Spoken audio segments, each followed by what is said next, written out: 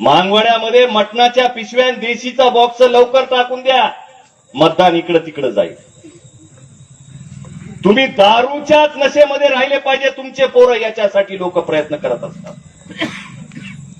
हे षडयंत्र ओळखा, हे तुम्हाला कोणी सांगणार नाही. तुमच्या रक्ता मासाचा मी माणूस आहे, माझ्या पोटामध्ये आग पडते माझ्या समाजाची अशी अवस्था बघू. तुमच्या रांगणीमधून सरपंच पदाला उभं राहणार आहे का मी? कशाला आलो मी? माझा काय स्वार्थ आहे?